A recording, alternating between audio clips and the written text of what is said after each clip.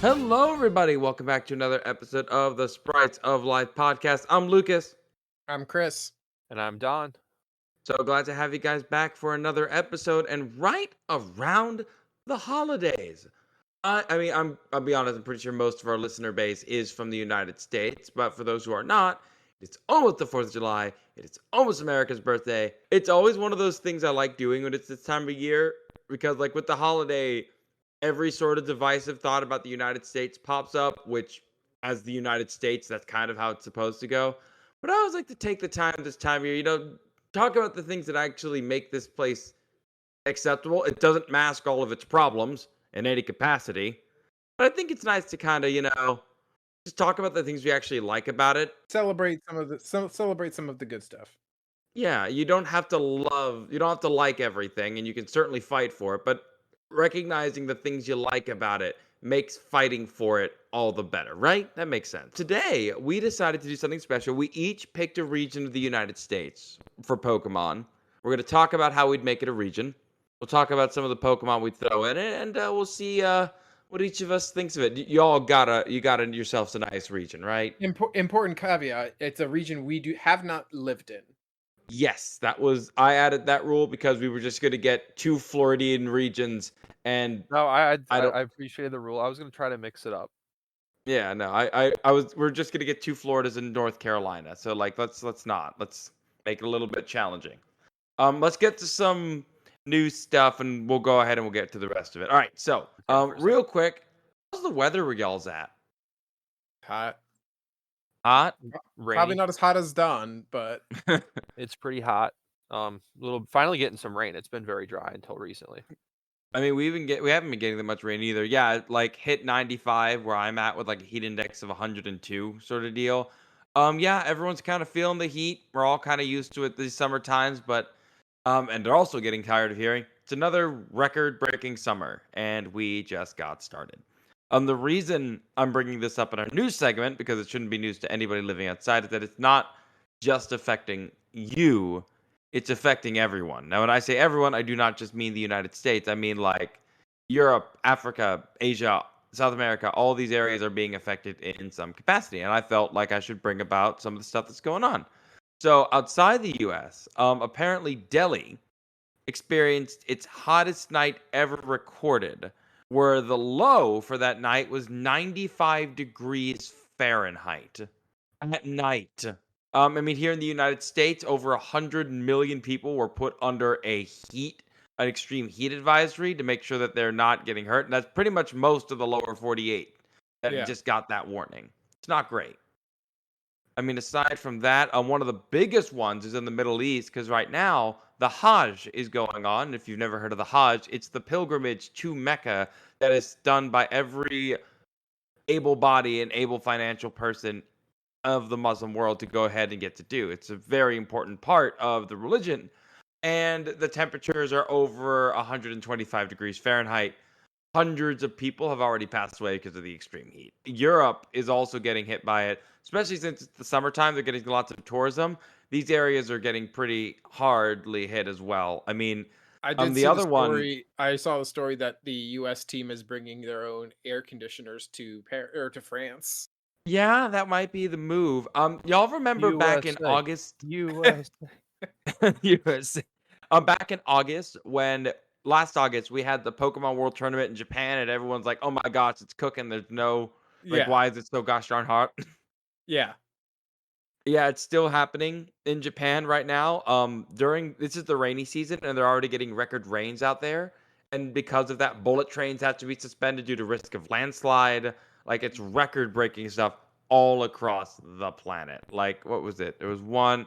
Let's see. There was a flood that swept through Europe due to the rain, displacing hundreds of thousands of people. I'm literally just looking through a list of all the different heat things that have been going on, and we're only getting started. It is not even July when this episode is coming out. So I don't know. I'll put this rest of the story to bed, but like it's one of those things where we have to be aware of. It's not just us; other people are affected, and I think that kind of gets you know lost when something bad is happening to you. You forget it's happening to other people, and you forget that it's all kind of connected. So anytime someone's bringing up, "Oh, well, that climate change, it's not really affecting me or anyone else." Like, no, it's affecting you. It's not great. Like, it's not just random here. All right, I said my piece. Does anyone have anything nice from gaming news? Please, no more layoffs, please. Well, we had a couple announcements. So we had the Nintendo Direct and we had the Microsoft Xbox Showcase. I forget what they were technically calling it. The summer game show or whatever. Like, I forget. There was like Yeah, 16 shows. something like but yeah, basically, long and short of it, the big takeaway is we're getting the Gears of War E-Day, which I guess if you're putting it in terms of like Halo, this is their Halo Reach, where they say screw the current timeline. We're going back to this one moment that we want to hash out. So I know that a lot of Gears of War people who follow the story are not the most pleased because Gears 5 ended on a cliffhanger. And when did Gears 5 come out? Was it like 3 years ago now? I haven't 2019. played Gears since like I don't even know, like the second or third So one. it was like A 5 years ago. Yeah, so they've been hanging for 5 years and are presumably going to be hanging for a good bit. How do you feel about the rumor that it might come to PlayStation and this might be like, hey, we're doing a prequel, so if someone's playing on PlayStation, they won't feel left out of the loop? You know what? I don't care anymore. Well, I Like, mean, like it's simply, such a but think about it from the Xbox player standpoint of like, oh, they're only doing a prequel, so that way they can get the Xbox people on board as opposed to like finishing off the cliffhanger. I honestly like if they want to go and they want to sell the games to more people and make money, as long as I have a system to play where I have the stupid gamer score that I've been accumulating since I was 13 to continue to rack up, that's all I care about at this point. They can sell the games to whoever, however they want to package them.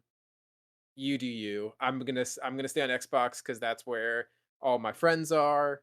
Well, like all the friends I grew up gaming with, like that's where they all are, and that's just how it is. So I'm I'm bowing out of the console war stuff because honestly, I usually just buy all the consoles because I'm blessed to be able to do that, and two, it seems like a lot of empty hate for just the sake of hating. Hmm. And it's also losing the money, which is, not great. But I am excited that Black Ops 6 is going to be on Game Pass. That is risky. We talked about this before. That is some risk you are throwing out there. Yeah, but I'm excited about it. I'm gonna load up some zombies. I think Nintendo really showed us that, like, hey, the Switch is going, but it's going out with a bang, and I appreciated that. There was some there honestly. So of the Nintendo Direct, the game that I was like, so obviously like the Zelda game, we'll mention that, but like of the non like mainline games, there was like Mio Mayo. That game Hmm. looked like it looked pretty sick, honestly. Did you all see the Marvel vs. Capcom announcement? I saw the Xbox got left out. I mean, yeah, the fighting game community had lost its mind a little bit. Like, if you don't know the struggle they've gone to try and get Marvel vs. Capcom playable again, because it's not legally, it hasn't been legally able to be played in a while now, and a lot of different consoles, and so it's Yeah, insane that they're bringing it all back. People are rightfully losing their absolute marbles, and I it's remember playing amazing to Marvel watch. Capcom 3 on my 360, and that's the last I remember playing one. I was always terrible at Marvel vs. Capcom, but Marvel vs. Capcom 2 was just so much fun. There were so many characters I didn't know. It's like, oh, what does this do? And it was just a lot of fun. But we do Yeah, get to Zelda. We actually get to play as Zelda now. yeah, and we're not just playing with like a bow and arrow at one ending cutscene or something. Rather, like it's like, The hey, you pick up a table, use it to fight. throw a table, throw a rock, create a little bokoblin, and throw them too. That's actually a really funny. I That gives me the same wild itch as Breath of the Wild does. They're like, Mhm. hey, we're gonna give you this creation tool. We're gonna give you a goal. How you get there is your own gosh darn business. Don't let me stop you. No, that was that one. I know we're excited in our house about that. I know people were disappointed. No Pokemon news. That's to be We knew expected. that was gonna happen though. Like, I mean, they're holding out for a little bit later. It's fine. I'm sure when they drop the news for the Switch 2, that'll be one of the opening salvos for it. Oh, Donkey Kong returns. Donkey Kong Country Oh, returns. yes, I heard that was good. I heard that I one. I know it's just a port, but I love all the classic Donkey Kongs, and so I will take any opportunity to continue to play them. Well, at this point as well, we've also been a week since Elden Ring's DLC dropped. Have y'all gotten into it yet? I have. I've definitely been playing. Well, I guess I think it came out on Friday. I guess so. Not really quite a week Yeah, a yet. week ago, after a Yeah, week yeah, when this yeah. Last drops. week. Yeah, it'll be. That's true. I forgot how time works. Anyway, yeah, I've been playing it a good bit. I didn't really get to get into it until Sunday. I played it a lot Sunday. Played it some more today. It's really good. It's very challenging for sure, which kind of I feel like is in line. Every other FromSoft DLC typically is like the most challenging part of the game. And but the level design is like incredible how it all fits together, and it's massive. I haven't found everything, or I'm not even remotely close to it, but from some pictures I've seen of like the completed map, it's like I mean like maybe 70% of the size of like the lands between. And there's so much like verticality. Like there's so many like, oh, I'm on the edge of the map at a cliff, and you look down and you can just barely see something else like way down there. And yeah, the enemy design's great. The bosses are definitely very hard. And the new weapons, there's like 70 new weapon types or new weapons and like several new weapon types. I've really been liking some of those. I saw one comment on that was like because there's a quote that they said that the size of the area was the same as Lumgrave, and they were like, and they weren't lying. It was just six Lumgraves stacked on top of each other. Yeah, that's basically how it is. Good. Well, I'm glad people are enjoying it. Um, the what's the? Do you know the name of the guy who runs Elden Ring? What's his face? Miyazaki. Miyazaki, thank you. He recently got up and said, like, yeah, we're not all these crazy layoffs that are going on. Yeah, not while I'm in charge, but that ain't happening. And so I got some respect for Elden Rings and From Software. Once again, proving they're probably one of the best game studios in gaming. So I'm happy that they're Yeah. successful. I'm Oh, happy one of they the new keep weapon going. classes. Yeah, I mean, I am unapologetically a FromSoft fanboy. I should say too. One of the new weapon classes is martial arts weapons, and there's two different ones. And you get like a sick kung fu fighter moveset, do like flying kicks, and I think there's like a Hadoken weapon art type of thing you can do. Is there an Elden Ring like weapon class or build that just lets you fight with your fists at this Yeah, they're point? martial arts weapons. That's it? Like you just like There's no, also been like a whole class called. There's also claws that are if you want to pretend you're Wolverine. That's been a thing mhm. in multiple FromSoft games, and there's various fist weapons. There's one from the base game that's literally just two like big iron balls, like one on each hand, and you just punch. That's sick. I love that. And there's the beast claws now, which give you a crazy like super acrobatic like move set too. Anyway, yeah, let's keep it moving. Sorry. Yeah, we'll get no, we got some reasons to cover. All right, so I made some rules for us to go through when talking about the Pokemon regions to make sure we stayed relatively on track. The basic big one was to make sure that we talked about a place we'd never really lived to or been to, and we wanted to make sure that we talked a little bit about why the region would work and add a few Pokemon, some old, some new, to make the region liven up. Because I think that Generation 5 taught us that it's cool to have new Pokemon added, but throwing in some old ones, fills it up a little bit. You don't need to have an entirely new roster. So, Chris, what do you got for us? What did you bring to the table? So I started with the wonderful area that is Chicago. We're starting off with the third most populous city in the United States. So one, I also thought that maybe you could also expand it to not just be the Chicago proper, like not just because very few games or very few Pokemon regions are like a singular city. They're kind of areas. Isn't that And like a rumor that Z's gonna be like all one city? yeah, all Paris, yeah. Like all Or Kalos? Yeah, that's the idea. Luminos or whatever. Yeah. All Luminosity. So I thought if you wanted to expand it, you could even do that whole little Great Lakes pocket that Chicago sits in because you've got Milwaukee right there, you've got Grand Rapids, Green Bay is all the way up. Like it's a pretty cool spot in the country for sure. Chicago is not as old of a city as I like to think that it is. Like, well, granted, the United States is not that old of a country as we like to think it is. Fair. But Chicago, I believe, was founded in like 1837, like properly. So it's coming up, well, like 13 years from its bicentennial. So 186, 187 years city, but the city itself has had quite a few landmark events that sort of like made it internationally known. I think one that was definitely or one that most people know is the World's Fair. God, what year was that World's Fair? 1892. Yeah, the World's Fair of 1892, which back then it drew somewhere around like 27 million people to Chicago, which in like pre 1900, 27 million people flocking to one area seems like a lot. Especially given the lack of transportation. Also, that is also notoriously where America had its first documented serial killer. Lovely, I guess. Do you not Mm, know the story Devil in the White City? I do not. I do. The God, what H. Holmes. H. Holmes. Yeah, it was very nefarious. You're coming in strong there. The murder hotel is what else you got? But Chicago is a massive cultural hub. Music, art, live theater art is kind of where I wanted to start, Lucas.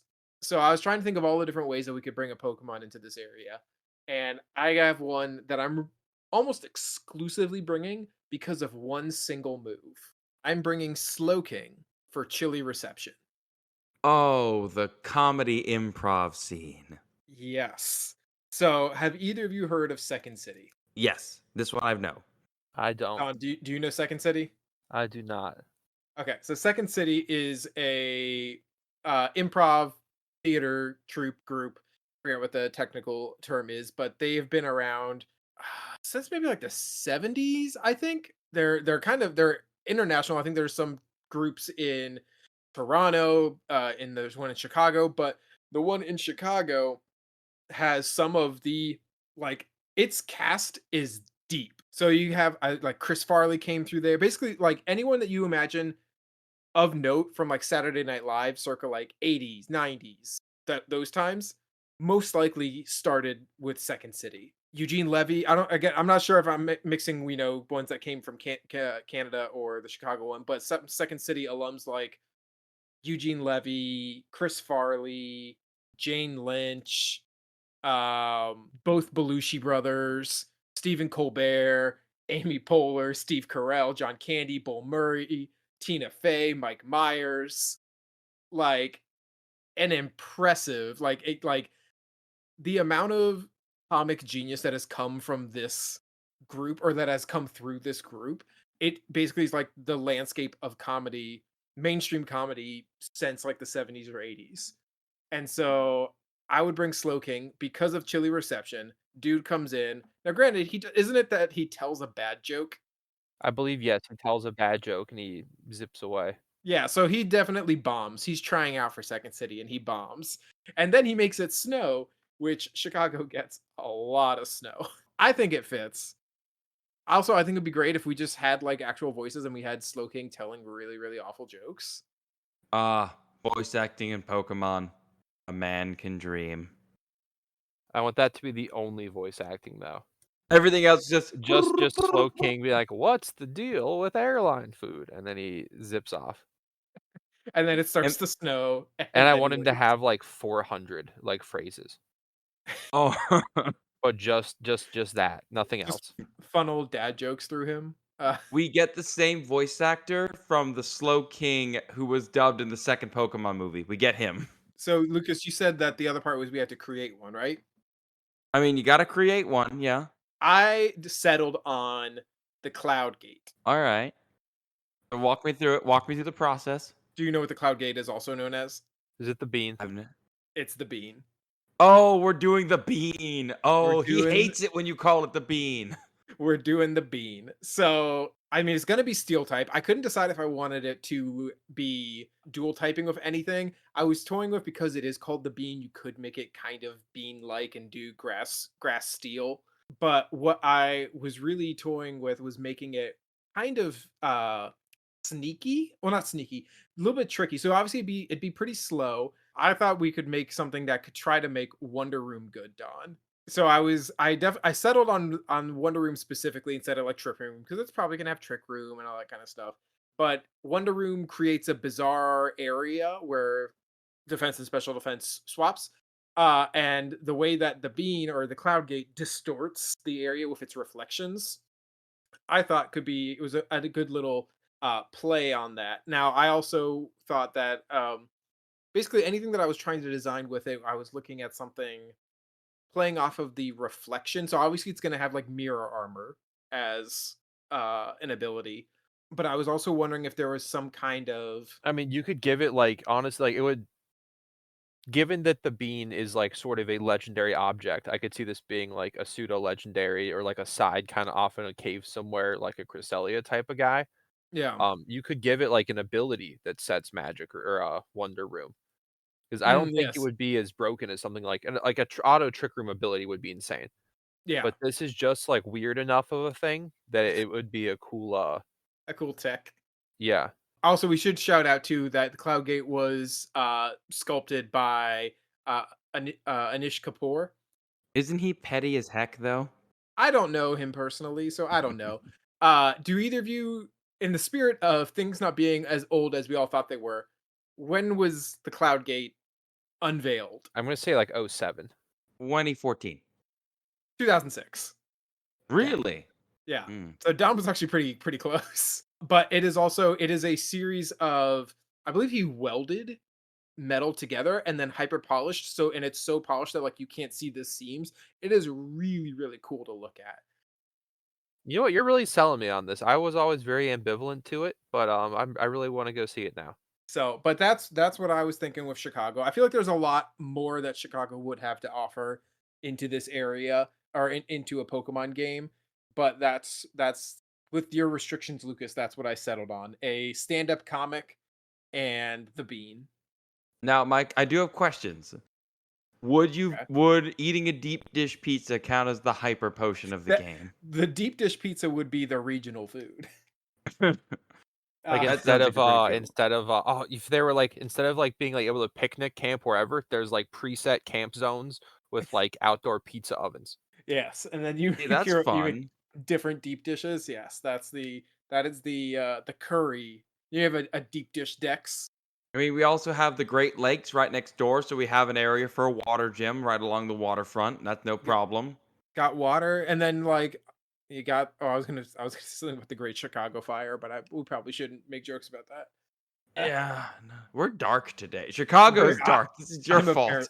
What I'm if apparently well for what if you made like instead of a spooky sandcastle, there's a spooky old house regional sandy gas form. yeah, That'd be spooky pretty good. city. It's the murder house. Gosh darn it. It's the H Holmes house. Put a mustache on it. Uh, Yeah, It's like a it's just gallery where you Monster House. yeah, it actually is just Monster House. I think that region would be fun. I mean, obviously, like any big cities, you'd have to put Rattatas anywhere, but like that's fine by me. yeah. All right. So I went with a region I've never lived in, but I visited once as a child, and I would love to see it turned into a region. How do y'all feel about Appalachia? I I like it. mean, I live pretty near to there. I've lived pretty near to there my whole life. Wonderful place. So being the city, To the place I belong. it had to happen at some point. All right. You were talking about your city being one from like the 1830s, which is very nice. Good for them. The Appalachian mountain range is around 1 billion years old. It is one of the oldest mountain ranges on the planet. And back when it first started, it probably would have been very similar to the look of the Rocky Mountains. The Rocky Mountains are considered a younger mountain range at about 80 million years old. But over time and erosion, you will get these much shorter mountains than you get these amazing ecosystems that we have in the Appalachians. Now, the Appalachians technically start from parts of Alabama all the way up towards Ohio and Pennsylvania and all that stuff. I'll try and focus. It's a huge region, so it would make for a really fun part to explore. The mountain ecosystem, super fertile, so you have millions of different species to work with. You got rivers that are home to freshwater animals, built for that fast-moving, shallow water. Plenty of places to throw a bascule in if we wanted to. There are tons of different tree species that live up at different elevations. It's a massive temperate forest. I mean, so many different animals live exclusively in these areas because of just how fertile everything is out there. Now, the woods are home to insects, spiders, bears, deer. There's plenty of stuff for us to work with Wait, do Pokemon. you want a fun Appalachian biodiversity fact? Shoot, give me. What do you got? Yeah, well, there's a bunch of them actually. Yeah, so I mean, people just called them like I think they're just called balds. Um, Mhm. yeah, bald tops. Yeah, it's like an open grassy meadow on top of some of the higher elevation mountains, mainly in like the southern Appalachian. It's like where if there would normally be forest growth, but it's like too warm for like an alpine zone. So it makes this weird area Oh, where they're just like open meadows on top of the mountains. And that it's like a sounds really very unique pretty. biome. I can imagine. I mean, that's part of the reason why I wanted to do this because they've been so old. There's all kinds of different things living up there. Yeah, and like I mentioned that they're because they are so old, they sort of acted like a little island zone during the last ice age in areas that were under a lot of like glacial encroachment. Were sort of maintained tree That would coverage. explain the other part I needed to talk about. The Appalachians is basically cryptid city. Like there's so many cryptids that are supposedly seen in Appalachia. It is horrifying the monsters they think are roaming those woods. Yeah, no, there's a lot that goes on up there. I mean, I love the meme of like in Europe, oh, the cryptids are fairy folk that give us cupcakes and love. And meanwhile, Appalachia, backy monster from the depths of hell you came from. Shotgun in hand, fear in your heart. Now I I can mean, some of the only little fairy folk were just like they're up to stuff though over there. Yeah, our cryptids, the American cryptids, are blunt and straightforward about their murdering capacity. Yeah, they're direct. Mm-hmm. Yeah, Lucas, I Respect. can only assume if you're doing a cryptid Pokemon that it is, in fact, the Mothman. I was going to. We'll get to that. Long story short, everyone expects the Mothman. I mean, I can make up a Mothman if you want, but there are a ton of other cryptids that live up there. I mean, it is including like the Skunkgape, the Ravenmocker, the Smoke Wolf, the Loveland Frogman, The and Loveland also Frogman is Mothman. my favorite cryptid. I love it because they think they dispersed it as a tailless iguana, but the truth Yep, is still out there. yep. It's I love the artwork of this thing. It's so freaking goofy. I If you literally have a hang on. Loveland Frogman sticker on my laptop as we speak. You said one in there, Lucas, that caught my ear. Yeah. What is the Smoke Wolf? So the Smoke Wolf is actually the Pokemon that I wanted to make for the region. First I want you to look at this picture of the Frogman in the Discord. Just That's look at just a him. frog. Yeah, it is. It's a beautiful creature. It's the frog boy from Always Sunny. Or Frank's flashbacks. That's Froggy. So my new Pokemon is actually based on the Smoke Wolves. So the Smoke Wolves, if you read their lore, they're pretty terrifying. They're basically wolves that got ticked off from being hunted and now hunt the hunters. Nice. So according to one report, they kill for fun, which is actually different from most cryptids. As much as we joke, most cryptids in their behavior, as far as you want to believe it, are like defensive more so than aggressive. The first sighting was documented after most of the wolves were hunted out of the Tigart Valley. And after all these wolves were hunted, all of a sudden people started describing a giant red eyed wolf with the ability to turn into smoke to avoid capture. And it also apparently hated the sound of chains. So I thought, you know what? We just had a ghost dog. So we'll just make another one. It's fine. But this one would be a dark ghost type and give it the ability to increase its speed when a steel type is around, but at the cost of adding the weakness to steel. So Adrenaline Orb, but for steel. Pretty much. Adrenaline Orb for steel, but it is also weak to steel to balance it out. Like I'm talking double speed sort of deal. Okay. Like you better run or it's going to get you. It's getting you that boost of speed. Do you Like have a that's the one picture I of wanted a to Do you have a picture of a Smoke Wolf? Honestly, most of the pictures stink. Give me 1 second. Smoke wolf. Yeah, most of them are pretty awful. I'll be honest. Let's see. This is the one that's like the most realistic of a wolf. So like here you can have this one. Here you go. There's that. That's just a red-eyed wolf. Yep. And this is the one that looks like it crawled out of Final Fantasy. Yes. Yeah, that looks like a Final Fantasy monster. I don't Oh, like they that. have an episode on that Monster Hunter show. Oh my god, that where this is If you look pictures on from? Mountain Monster season 5 episode 5, I believe is what it's called, and I saw a highlight called "Most Heart-Stopping Moments Searching for the Smoke Wolf." I really want to hope that that was just in your brain and you didn't just Google it. I'm just praying that It that was like just like the third result when I looked up Smoke Wolf. I'm sorry to disappoint. What if you gave it What if you gave it rattled? I thought of rattled. I figured that would work, but like rattle's such a weird ability, and Yeah. nobody uses it. It's No one bad. good uses it. I mean, unless Don wants to correct me here. No. I don't think anything with Rattled has ever used Rattled in a competitive sense. I think I killed Yeah. the second one of those pictures in Elden Ring like an hour ago. In any case, like I mean, yes, you can do a Mothman very easily. Make him a bug type. Make Have him him only like super effective on Arcaludon. just a lamp, light, attack. It would be Break. I mean, interesting if like you did give it a steel weakness, but it got some crazy it would need like it would need an ability that's like would otherwise be borderline like not quite borderline broken, but at the extent steam of a engine, steel weakness. like No, steam engine, like but for steel. you're weak to steel. Like Hmm. I like adding the steel weakness. That's kind of cool. Okay. But if it had like I don't know, maybe you make it like I don't know. Like there's cool stuff you could do with it. Honestly, the Like boost city, the area it's associated with sounds like a Pokemon region. the Tigart Valley. Yeah, it's up in West Yeah. Virginia. Well, I was gonna say Point Pleasant specifically. Oh yeah. It's again, there's so many different weird creatures out there, but also the mountains are not just rugged. There are cities that are there. You have the Nashville music scene and party scene. You can make that your central hub if you wanted to. I just like the Charlestown, races, and slots. yep. You got Pittsburgh, so you got a dirty city. Everyone needs a filthy city. Cleveland's there. You just pissed off so many people from Pittsburgh. Okay, Pittsburgh. You want to talk about the history of Pittsburgh? Let's Yeah. talk about the history of Pittsburgh. It was a filthy city. They cleaned it up real good, but it was dirty. Unlike Cleveland, which is still dirty. There, I made everyone angry. Are you happy now?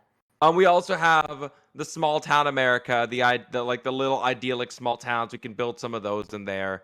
I also had an idea. What if the villainous teams, like there's two teams, like two bad guy teams, depending on the game you get. One of them is an overworking mining operation that's trying to dig up an ancient Pokemon to help take more resources. Because there's a huge chunk of like the history of West Virginia is built with miner strikes and all these different things going on there. And then the other are a group of like cryptid loving lunatics who want to summon the eldritch horror that lives in the woods to attack and destroy all the industry, but they both teams go way too far. Like something similar to Hoenn. I like Gen 3. Sue me. Yeah, I was gonna say I want some team that's just like obsessed with cryptids. I like Now that hear me idea. That's out. a fun idea.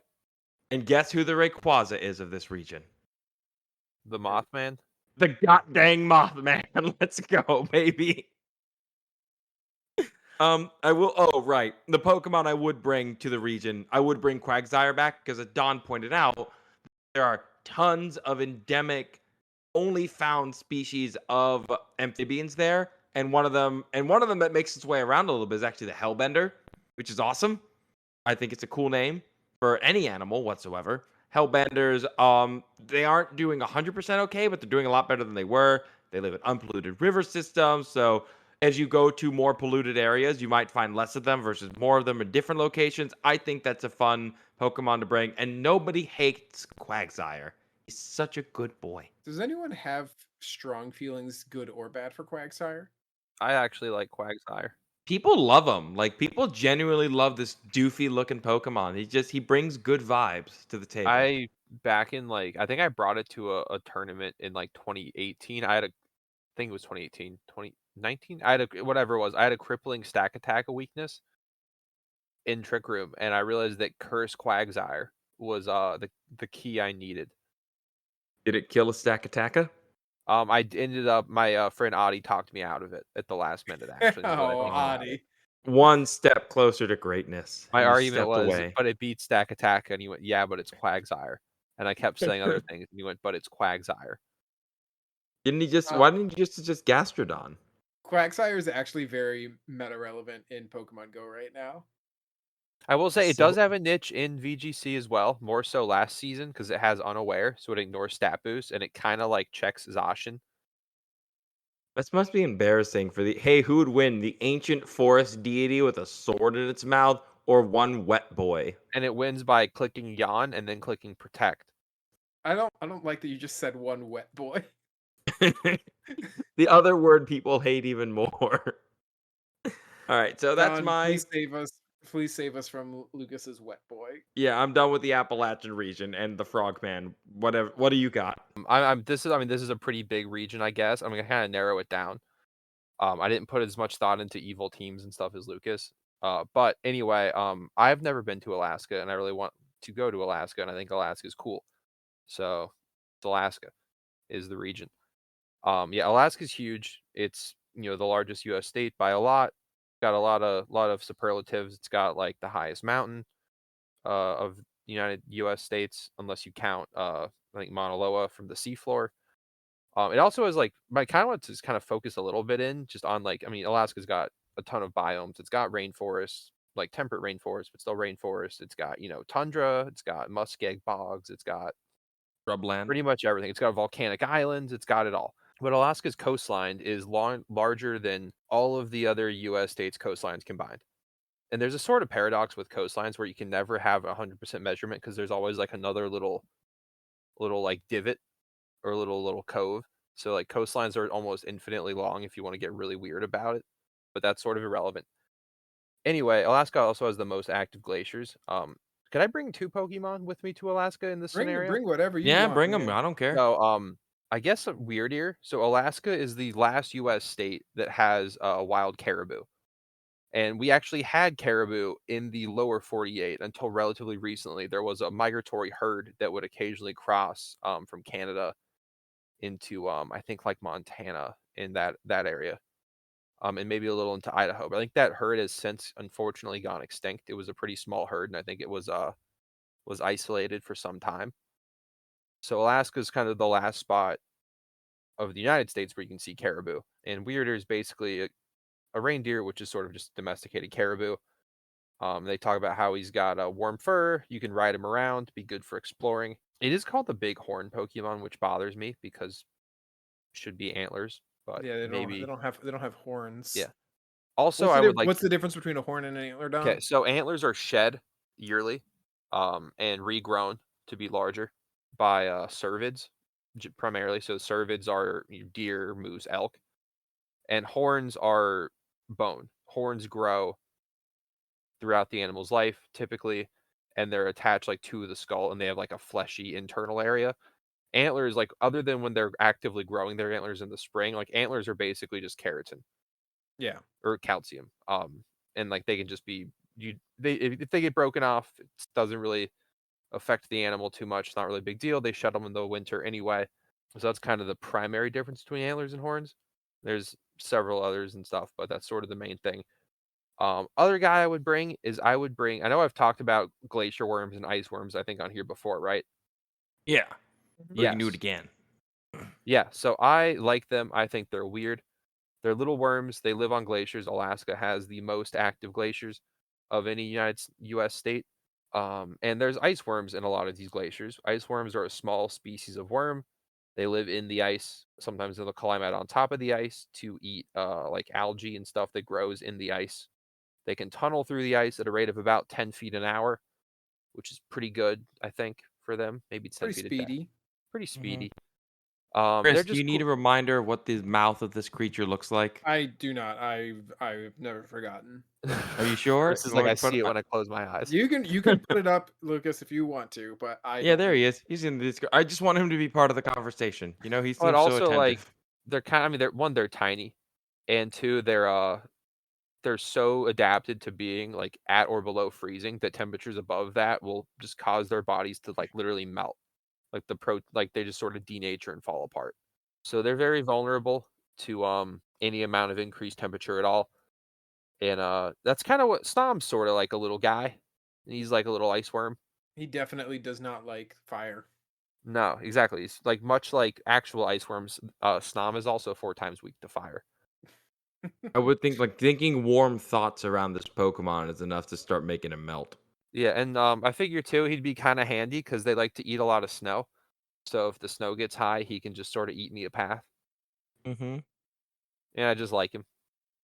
I I very much would imagine that there's some gym trainer or someone that's just the grizzly man.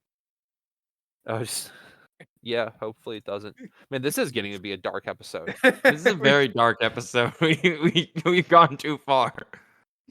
Yeah, but sort of keeping with some other sort of this one's okay. So getting into things I would like to be Pokemon maybe in the region. So this one I guess could maybe be a fossil.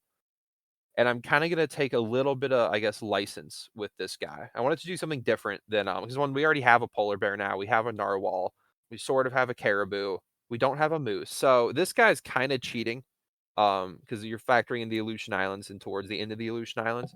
But we can extrapolate that where they were at the end was not their entire range forever, and that would be the stellar sea cow. So I think Okay. maybe this guy could be a cool fossil dude.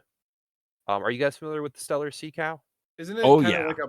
like a big boy? It's a I'm big getting you boy. the art. I Yeah, just wanted so you to understand just how big this creature was. yeah, so the stellar sea cow was reported to be up to 30 feet in length. So a super manatee, basically. Yeah. Big boy. Oh This is my a yes. regional. This is just a regional dugong, It could be a regional dugong as well. A giant dugong that's like maybe a little extant population from ancient.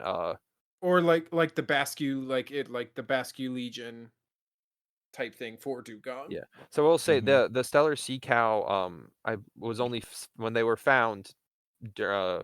By Stellar was the guy who named them.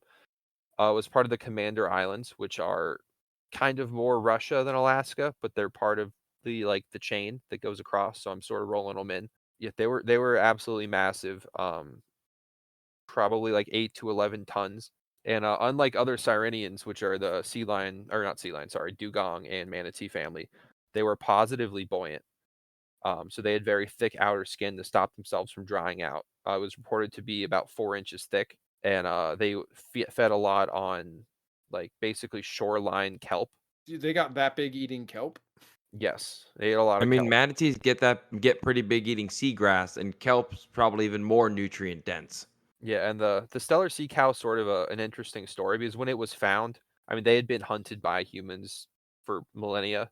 We think, but they were sort of found at least by like Western explorers, I should say, in sort of like the very twilight. Like they were sort of confined to a couple islands. There weren't many left at the time, and they were sort of the last bit. They were pretty wiped out pretty quickly. But it seemed like they were already sort of in their final era as a species. And we're not entirely sure if it was like a human predation thing or like a shift in climate habitat for the stellar sea cow. But yeah, they spent pretty much their entire day feeding, and they only took their head out every 4 to 5 minutes. So I think they'd be cool, maybe like a fossil Pokemon. I feel like thick fat's obvious.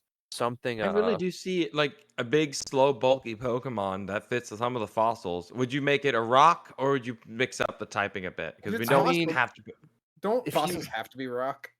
I feel like No, they do. Drakavolt told us Oh, you're otherwise. right. Oh Well, yeah, but okay. those aren't real fossil Pokemon, Lucas. They are fossil parts that a monster put together. As much as I despise them and their design, they still count. They break the canon enough. So We'll I allow it. think okay. Well, I'll say, I'm gonna depart from tradition here and say, I think water grass might actually be a cool typing. Hmm. Given the fact that they spent basically their entire day eating kelp. Yeah. So that like thick fat for one ability would be kind of neat by being water grass. You're neutral to ice and fire, but thick fat lets you resist both still, which Hmm. makes water turns water grass into like a really good defensive typing, given the fact that it would be on the bulky side already. That and maybe swift swim isn't really a thing I would agree with here, No, this given thing has a everything speed of about them. 30.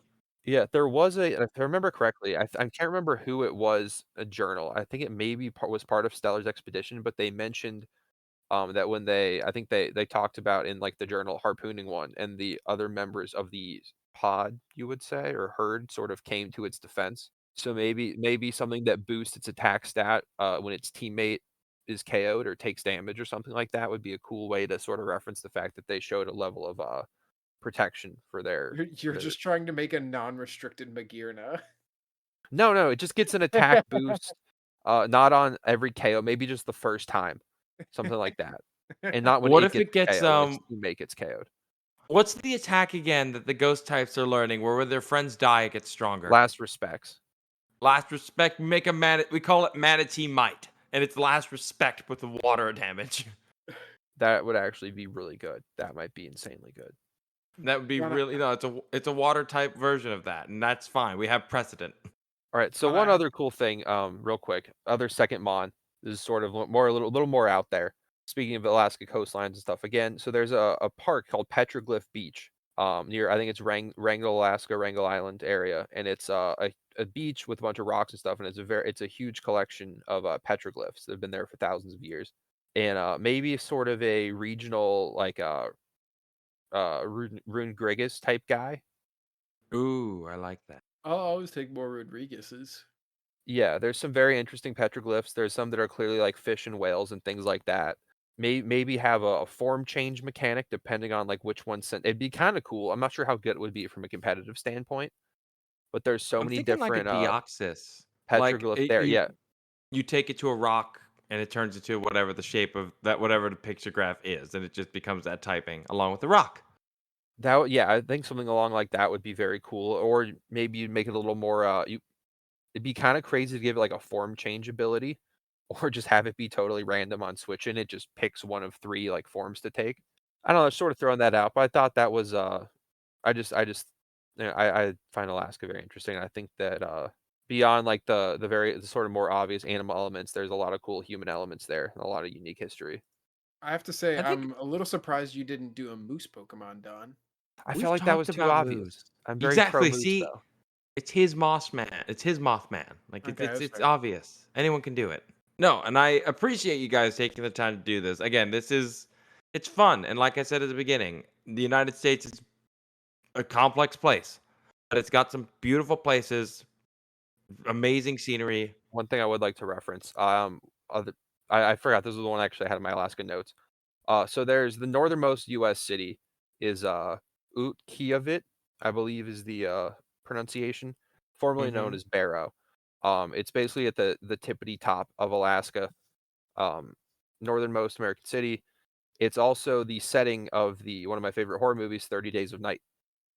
Great, great, Oh, that's great where it movie. does it. Yes, it's set there, and they Yikes. do have. I think they actually have over 60 days of night there. Mhm. I think it's something because I'm a sucker for day and night cycles and for like weather cycles in games. So I think having something, I'm not sure how you would do it within like a full year's thing. That might be too long. But if you could like tweak the seasonal cycle within the game to have daylight cycles like that and have like a multi-day long night cycle a certain time of year would be a very cool mechanic. Maybe have some very increased spawns or some rare maybe a special legendary that's only there in like the center night day or something like that. I don't know. I I just mean, think we it would be live a in it cool thing to mess with. where we get people to show up for different events yearly, like Pokemon Go does it. That'd be cool. Like, hey, it's time for the night cycle. The game's gonna have much longer night cycles, which means more of these nocturnal Pokemon will be out. And then Yeah, just sections of the year where it's different. And then it Okay. matches up. Easy peasy. Well, again, Don, thanks so much for putting this together. And Chris, thank you as well for doing this for me. I kind of threw this at y'all and you came through for me. So I appreciate it. We always love making our own fake Pokemon. Too bad none of us are artists, but like it's awesome to get a chance to do this. And again, the United States is a big place. It's complicated. It's not exactly a win or lose, right or wrong every single time. But the one thing we are right about is that the United States is naturally beautiful, expansive, and if there's some place you don't like in the United States, it's a lucky enough country where if you have the ability, you can pick up and go move somewhere you like more. There's just it's like night and day with some of there these really places is that an you can. incredible amount of. It's sort of a thing you don't. Oh, I think it's a thing we take for granted sometimes. The United States is very large, and the amount of like just biomes and biodiversity is honestly incredible. It's Even in fair. areas that are occasionally overlooked, there's so many different just things to see and Yeah. take in. All And right. critters to appreciate. and critters to appreciate. And on that note, thank y'all so much for listening. We'll catch you guys in the next episode. Have a wonderful 4th of July and you celebrate, if you celebrate. Bye, everybody.